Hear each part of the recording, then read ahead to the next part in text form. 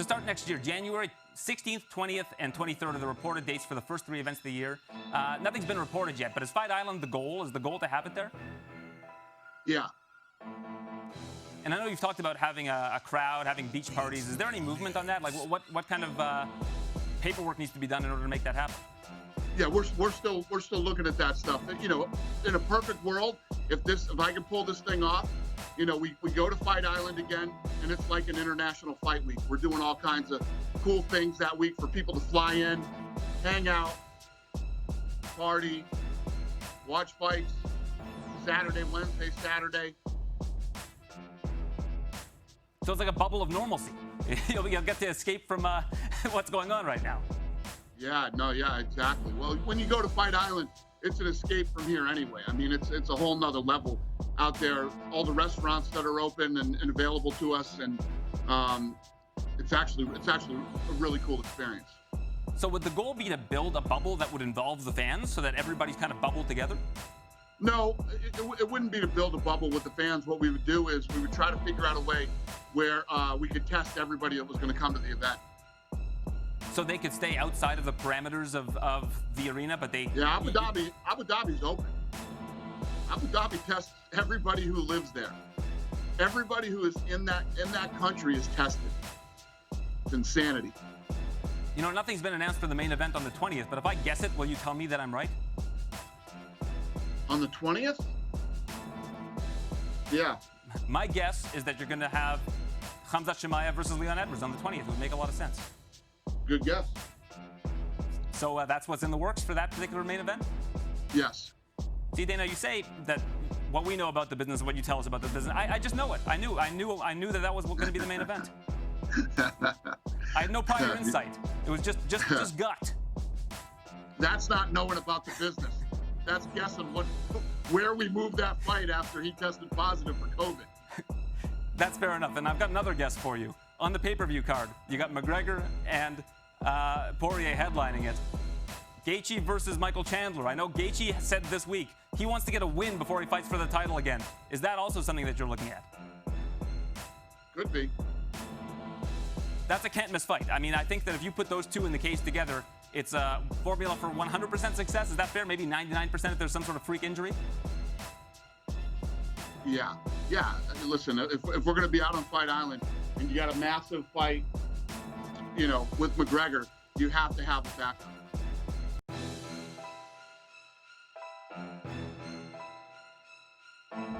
What's up, everybody? It is Fight Week again. This Saturday night live from the Apex here in Las Vegas.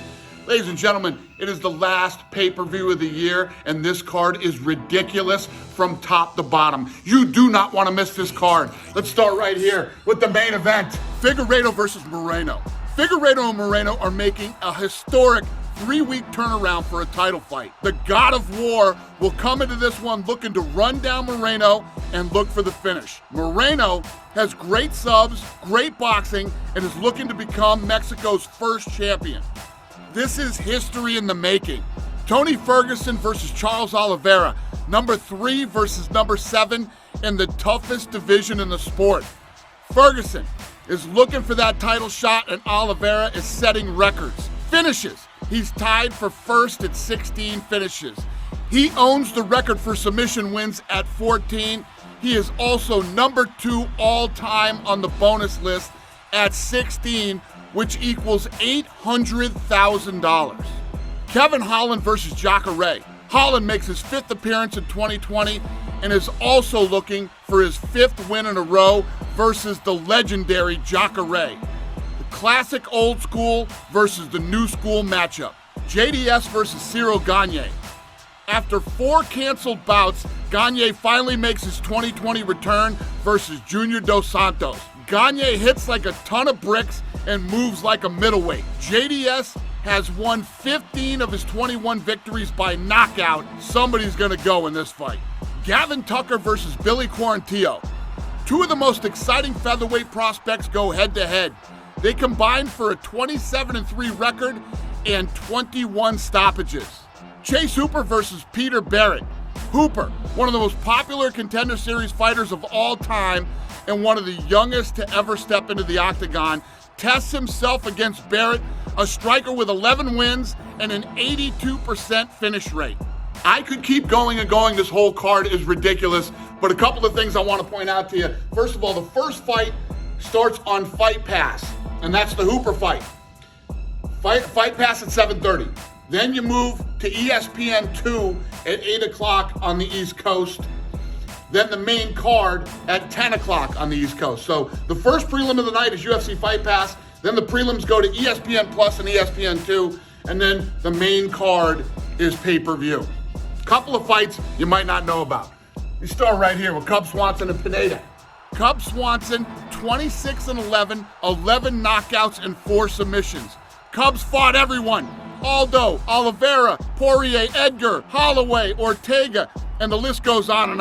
And in his last bout was a fight of the night performance versus Kron Gracie. He is one of the all-time greats to watch in the featherweight division with a wild style mixed with beautiful technique. Pineda, 27-13, 9 knockouts, 18 submissions. That's 27 wins, 27 finishes. That is an insane stat. And he just extended it with a performance of the night bonus against Herbert Burns, a guy who has never been stopped before. These two are a lot alike. They are good absolutely everywhere. They're aggressive, gritty, but technical veterans who can pull off anything in there at any time. I mean, highlight reel finishes by crazy submissions, flying knees, spinning kicks. Anything is possible with these two. Another fight you might not know about. Mackenzie Dern versus Verna Jandiroba. Mackenzie Dern, 9-1 with 6 submissions. Her last 3 wins ended in the first round via rear naked choke, knee bar, and arm bar. Verna, 16-1, 13 wins by submission. 8 of those have come in the first round. Her last win was a dominating performance over Felice Herrig, immediately taking her down and just dominating her. You do not want to miss this fight. The jiu-jitsu fans are going nuts over this one. Ladies and gentlemen, it is the last pay-per-view of the year. It is ridiculous. Do not miss this card. If you don't know, now you know.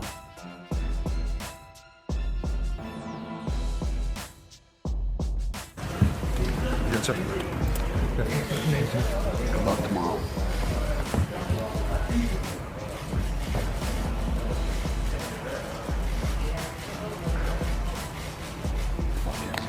Take care.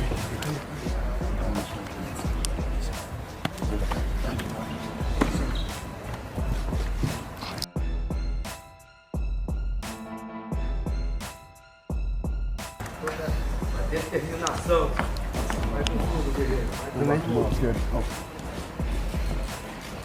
Hora da guerra, o Deus da guerra.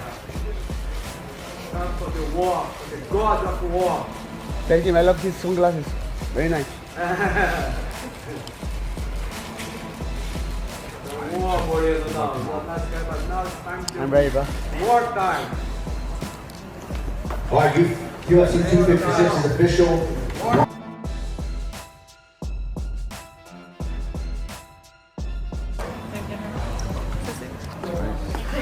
Good luck tomorrow.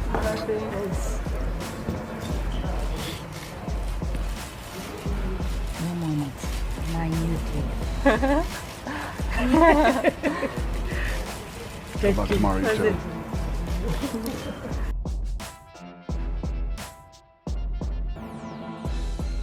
What's up, boss? How you feeling? Good to see you. Yeah. Good luck tomorrow. You got the great timing, so it makes up for it. Awesome. It's an honor to be here with you. Oh, thank you. Nice shot there, Octagon. Yes. You did a great fight. This is dope. You going this way?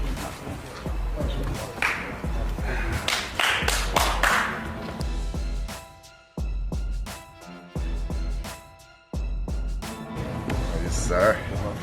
Thank you. Good luck to it.